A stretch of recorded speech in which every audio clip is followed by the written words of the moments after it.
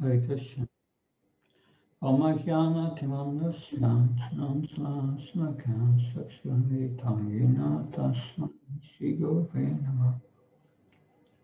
Namo Vishnu Padaya Krishna Pastaya Bhuttale Srimate Bhaktivedanta Swami Namini. Namaste Saraswati Devi Gaurani Pachayani. Nirvishesha Srinyavadi Paskatyai Tisatayani. Srila Prabhupada Ki. So, good day, everyone.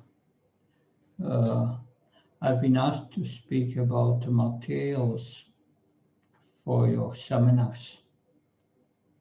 So, about 10 years ago, when we had the Bhaktivedanta course, at that time, the first one, that, the beginning of the course was 14 years ago. Then, as assessment every year, the students had to prepare a seminar. That a seminar, I would say, would mean at least 3 sessions. Can be 4 sessions, can be 5 sessions, even more. But the idea is that you would prepare the materials in such a way that if you give the materials to someone else can read it and prepare it and give the same seminar. So it must be quite detailed. Everything you have to say must be in the seminar, one way or another. So that is very important. Don't give a seminar a description of 3-4 pages. That will not work. I will give an example, maybe not the best example, but of a seminar I wrote. And I prepared this seminar and I presented this seminar in many places in different parts of the world. So that's the purpose, not that you just have here an assignment, but that you use it in your preaching. So the purpose is to prepare a high quality seminar. So one of the seminars I prepared, and that's on the screen, you must see it now. It's turning suffering into spiritual happiness, food for thought in difficult times. I remember when I presented this seminar in the Ukraine at the festival there, then Niranjan Maharaj announced the seminar and said, you should all go to this seminar because you have a lot of suffering. You undergo a lot of suffering. So you must have a good title. That's important. A title that is that I would say would cover the contents that or the aim, or point to the aim of your seminar.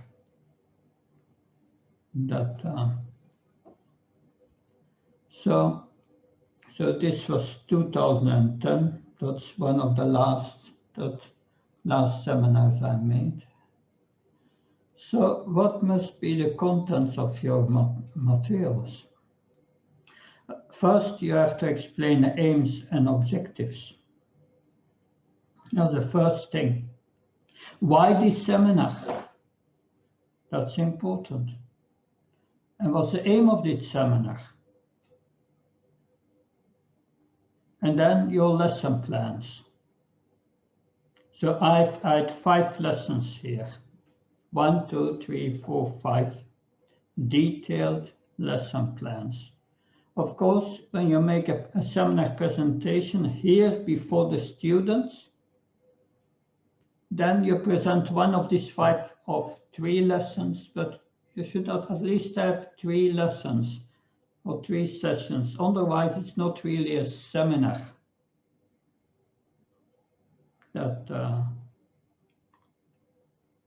And then you have lesson materials that it is mostly a description with the essential points for each lesson that you are going to describe. Lesson 5C, I have nearly 50 pages.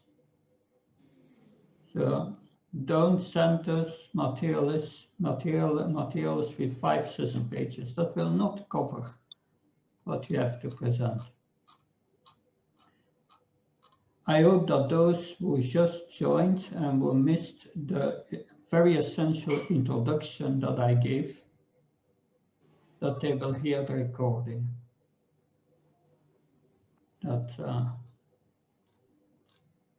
So now, first, so these are the essential parts, aims and objectives. In a few pages you explain that. Then your lesson plan. Every lesson with the timing should be explained. And then the materials, that's a detailed description with all the, like you have here, lesson 2, and I present different subtopics that I will discuss. It's good to make an index in the beginning. That is clear for the one who gets the materials and is going to teach the course again. Aims and objectives. So you have an aim and you have objectives. Also in economics, every project must have an aim and objectives. This is also a project. What's the difference between aims and objectives? In the economic school, my teacher said, at the time when they started aviation, there was no radar. And they could only fly with airplanes when the sight was good. But their aim is to get to the certain destination. But to get to that destination, they had objectives of landmarks, that a tower or a certain big building or a mountain that they could recognize on the way. And they could go from one objective to another and then reach the aim.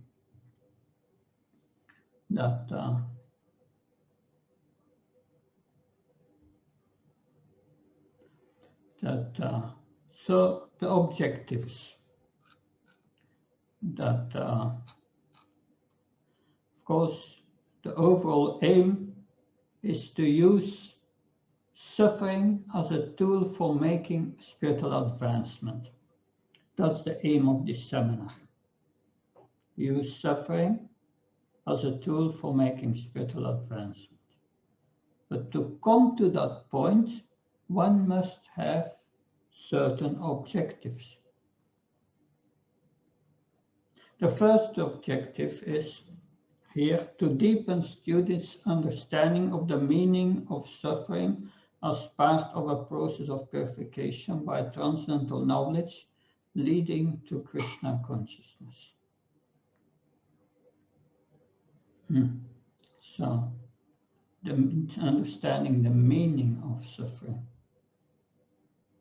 And then, second objective is to understand the Bhagavatam's views on suffering and learn to see our own suffering in the light of these perspectives. So you have gone to suffering in the past. Now look at it again to the Bhagavatam's perspective. These perspectives will be explained in one of the lessons. And then point 3, to increase students' awareness of the relationship between, on the one hand, the experience of suffering, and the other hand, levels of consciousness and stages of spiritual advancement. So you have different levels of consciousness. That Manamoya, Jnanamoya, Anandamoya, and different experience of suffering. One who is in Jnanamoya will suffer less than one who is in Anamoya, food conscious, that or Pranamoya, that so according to our level of consciousness, we experience suffering different. That's the third point, objective, understanding that. And the fourth objective, to inspire students to use their suffering as an opportunity to take shelter of Krishna and become equal to temporary happiness and distress of this material world. Practically two objectives in one. And then the last objective, to turn material suffering and spiritual bliss, is to help students see suffering as Lord Krishna's hands assisting his devotees to become free from all karma and attain the transcendental position as a result of performing devotional service. So these are 5 objectives to attain the aim, using suffering as a tool for making spiritual advancement. So that's what we want to attain. And at the end of the conclusion of the seminar, you must test that. Ask the students how do you see suffering different than now than at the beginning of the seminar, before the seminar. So we must aim in our objectives. Without aims and objectives, yes, what is the purpose of what we are doing?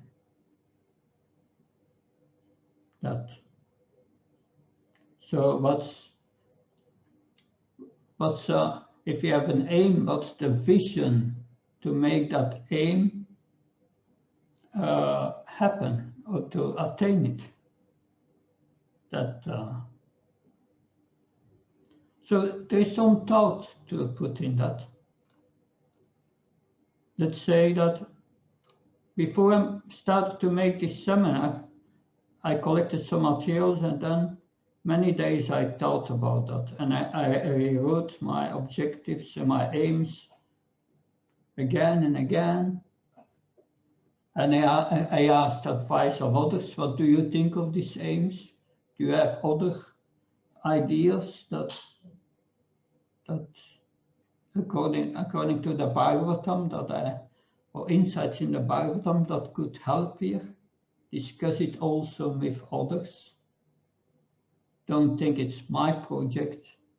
I'm going to do it alone. I'm the star here.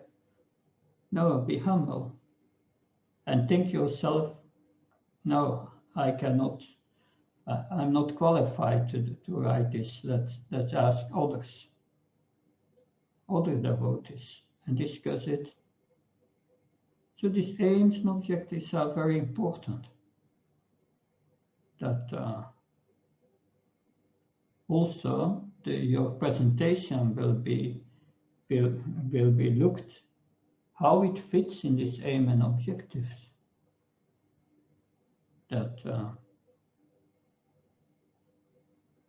So that's the first part. See the contents here, aims and objectives. Now we go to lesson plan. Lesson plan. Every lesson you must explain or have a plan. So you have an introduction every lesson. Mostly, on exception of the first lesson, introduction starts with a recap. What did we learn in the previous lesson? In the introduction, I will explain about the process of purification and Krishna's mercy, and give examples of devotees in the Bhagavatam who are apparently suffering. And then there will be an interactive discussion. Interaction is very important in your seminar. I remember that Bhaktivedanta Maharaj, he used to say that if you just hear, you learn 10–20%. But if you are interactive, you learn 50, 60, 70% from what is taught, and you will remember. So in seminar means also interaction. So I begin here with a question. Think a moment about a time in your life that you have suffered while practicing Krishna consciousness. Try to ascertain why it happened and whether you have benefited from it. This is especially in the light of the following statements from Bhagavad Gita, Kantya Patijani Nami Bhaktya Panashati. The son of Kunti declared boldly that my devotee never perishes, and and also from the points made in this presentation, this 20 minutes presentation here. In the conclusion, the relationship between transcendental knowledge, humility, and purification. So that's the first lesson. So this is a 1 hour lesson. It's good to make your lessons not too long. Usually we can concentrate for 20 minutes and then start to dwindle. Srila Prabhupada's lectures were not hours, usually 20 minutes, 30 minutes. And then we have here a question and answers.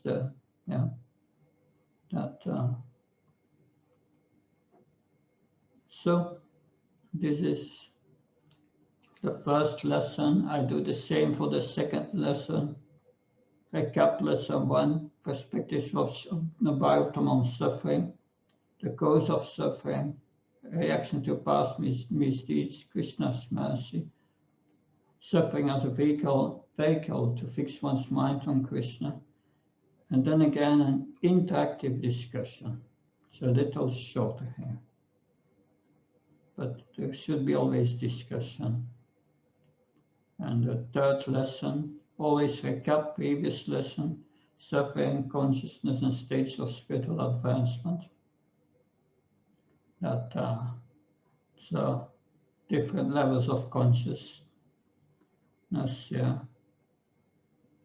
the same, always, that's the last lesson, lesson 5 here. So it should be quite detailed. This lesson plan is, I would say, 1 page for each lesson, the details, the main points you will explain. And then you write your materials, all your reference, all what you have to say. So the one who gets the materials, he can study that and present the same seminar.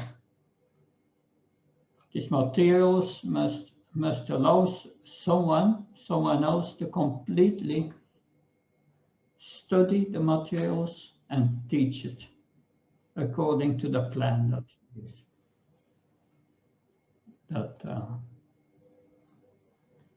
So that is in detail all reference that you give. You write it all out. The verses, this references, and that you do that for each lesson.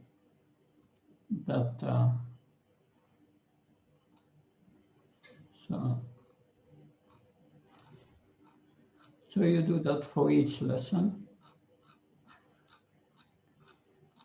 And then, in addition to that, to these seminars, description, so see it's quite elaborate, that everything is there, but what you present. You don't have to take another book or another reference, no, everything is there. You write it out.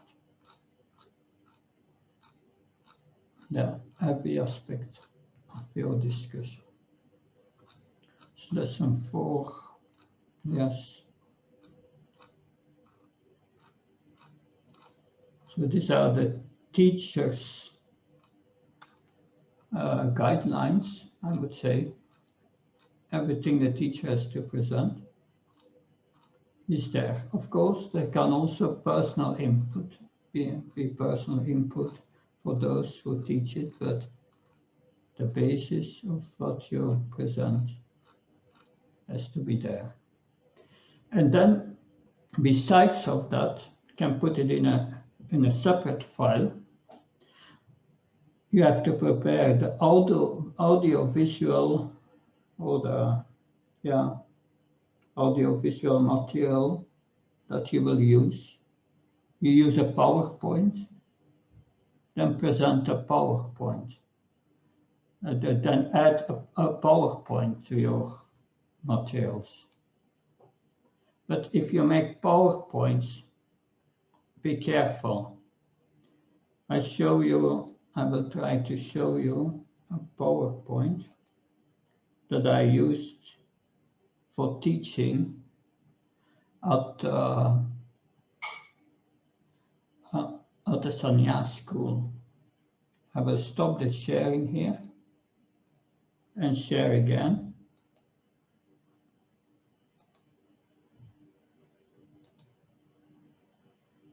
So you see here on the screen, sannyas etiquette.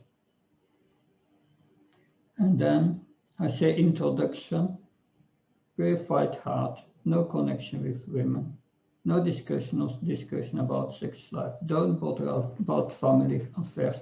So there is a picture, and there is 1 or 2 sentences, not more. Because otherwise, if you use PowerPoints and you write whole verses and text, then all the attention is going there. But attention should be with you, what you are saying. It will, if you overload it with information, you kill the seminar. Just very short what you have to say. The titles and pictures, nice pictures. That, see? That, so be careful with that. Just basic information. And then you can give handouts. On the handouts, you can give more detailed information. But it's good to get handouts to the students with questions, with exercises that you give, with a summary of what you have presented. It's up to your creativity. But it's good to have handouts, PowerPoint, especially when you present online, that makes it more attractive, especially pictures. So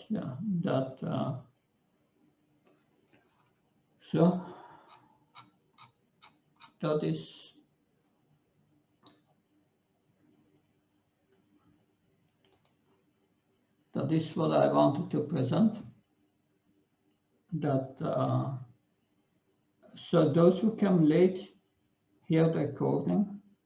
I'm not going to say again what I all told in the beginning. So those who came late and they asked questions, that I may have to refer you to the recording. Vasudev Krishna Prabhu. Hare Krishna Maharaj, my obeisances, Dandavat Pranam. Thank you for the nice presentation. Maharaj, I was wondering that in the document that you showed with the aims and objectives and the lesson plan, and then in that, after that, there was the materials. So in that materials, I saw in some places you have used some highlighter. It's not just only sometimes a reference, but also some sentences you have highlighted. I was wondering if you would give us some explanation why, which lines or how, what was the reasoning or how that worked. Yeah, that is. I don't know why did it in the original document there were no highlights. That, but I may have done it for a particular reason at a certain moment, because I wanted to stress certain things or retrieve certain information more quickly. But it's not there in the original document that I submitted. Any other questions? Sitarani, Mother Sitarani. Hare Krishna Maharaj, please accept my most humble obeisances. All glories to Krishna. Thank you so much for explaining, Maharaj. I just have a question. I understand the aims and objectives and the lesson plans, but my question is that if somebody is doing a PowerPoint, then do they still have to do that detailed lessons, like, what material is there? Do they still have to do that? Yeah, sure. Okay. The PowerPoint is only a tool that you are going to use. But I say again, the PowerPoint is not meant to communicate lots of information. More titles or the essence in a few words. And be very careful with that. Because that may spoil your presentation. Is that okay? Yes, Maharaj. And Maharaj, when will we send the handouts? Is it before the seminar or after the seminar? It depends what the purpose is of the handouts. If the handouts are meant to give a summary, then you give it at the end, after the at the end of the seminar. If the purpose of the handouts is to look at a question and have an interactive discussion, a case study or whatever, then you must give it at the appropriate moment. Okay, Maharaj. So it depends. That's up to you. So, okay. Rasal Prabhu, please. Maharaj, sometime if in the middle of presentation we want to show a quote or we want to quote some verses, their meaning, and highlight them, how do we show them? So we give them handout in before. I mean, sometimes we have a program to give handout at the end. So we have to show in the PPT in that case. Yes, it's up to you. That you can show them on the screen with the database, or that if that is really required. But yeah, you must be aware that a part of the attention will go to the visual and diminish the hearing. So be careful with it. Yes. The hearing is the most important. Seeing the verses. In that case, I mean, if you show by presentation in PPT slide, it would become so much loaded with words, and that you said it will be distracting. Yeah, that's a danger. I don't say you should not show it, but be careful. You have to see it in the entirety of your presentation. That yeah, because if most of your presentation is going to be to show verses on the screen and recite them, that's not the purpose of the presentation. No, you quote a verse, and the devotees can do further research as they know. Maharaj. Yes. Maharaj, can we present without any PowerPoint, and we can give the material later? That's possible. That is fine with me. That I'm not saying here that you have to make a PowerPoint, but all information should be in the materials explained. All verses you are going to quote, everything. Later on, the information could be given in the material. Yeah. Thank you, Maharaj. It's up to you. You must see how it fits in your seminar, in the overall aims, and yeah. Thank you, Maharaj. Thank you. Yeah, something else? Tribhuvannath Prabhu is there, and Avinash. Yeah, Tribhuvannath Prabhu, yes. Yeah, Maharaj, thank you. Although I came late, Maharaj, I want to get the point, clear. The handout, is it different from the abstracts of the entire work? It's up to you. I explained that before. A handout can mean a question, a case study that you are going to discuss with everyone, and they have the details in their handout, or you can give it as a summary at the end. What's the purpose of your handout? That will determine when you give it and so on. It's up to your creativity. Okay? Maharaj, thank you. It's clear. Thank you. Thank you, Krishna.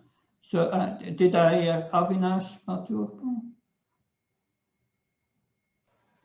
Hare Krishna Maharaj, Hare please Krishna. accept my humble obeisances. Accept my obeisance, Jai Prabhupada. If I understand correctly, the handout and PPT is meant for the audience which is in front of the speaker, whereas the material and the complete 50 odd pages that you mentioned is meant to be submitted to VIHE, which may be used by others when they give their seminar subsequently. Correct, yeah. These are two different things. Sets of Yeah, things. yeah, right, that's correct. Answer. Secondly, Maharaj, thank you very much. It's a very instructive thing. Is it possible that your lesson plan, the index that you had, detailed index, can we have can we share that? Can we have a copy of that, if possible? I will share it to the secretary, and she can distribute it to you if that is desired. It's no problem. Thank you very much. Okay. I think Lalita Pritimai, Mother Lalita Pritimai, did you speak, please? Hare Krishna Maharaj. Hare Krishna. Maharaj, it's like when we have planned for 4 seminar parts, and we are going to explain the third part of it. So is it necessary that we should make a recap or explain what was in lesson plan 1 and 2? Is it like that?